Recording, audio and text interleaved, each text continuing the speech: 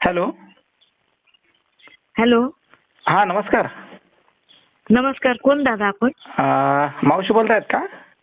हो. मी मनोज वानखेडे. मावशी परवा भेटलो ना आपण कार्यक्रमात. अरे सोनू दादा, मी घरी आल्यावर ते पाहिलं ना हा हा. कार्ड वानखेडे आहे तू. हा दादा. हो हो हो. आणि मी तुला सांगू मी वानखेडेंची मुलगी आहे. अरे बापरे. असं का? एक तर मला वयामानानुसार आत्या म्हणशील किंवा मोठी बहीण म्हणून ताई म्हणशील. बरं बरं बरं बरं. मग मी बहीण आहे तुझी सगळ्यात मोठी. काल दिवसभर बाहेर बोल. होतो ना, हा हा हा. तर त्याच्यामुळे काही बोलता आलं नाही फोनवर. प्रोग्राम पण होता. काय आनंद दिला दादा तुम्हाला, खूप आनंद दिला. खूप मोठा आकाशा एवढा आनंद दिला तुम्हाला. कसं ताई ते असं तुम्ही जाणकार लोक आहेत, अनुभवी. तुम्ही तुमच्या आयुष्यावर तुम्ही गाणे ऐकलेले आहेत. आम्ही तुमचं आत्मतृप्त करण्याचं काम करतो. कला सादर करून तुमच्यासारख्याचं समाधान झालं तर तीच आमची पावती मोठी सगळ्यात.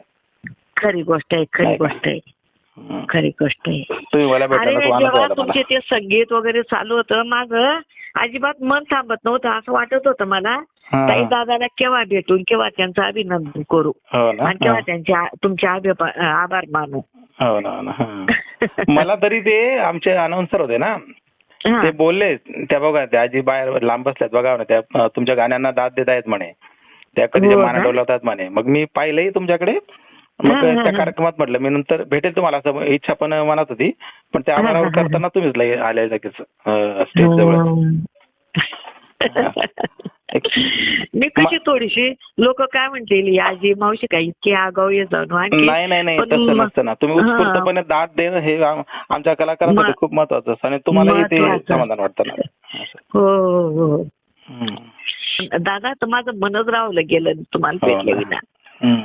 चल दादा, मला खूप आनंद दिला बेटा तू. बापरे.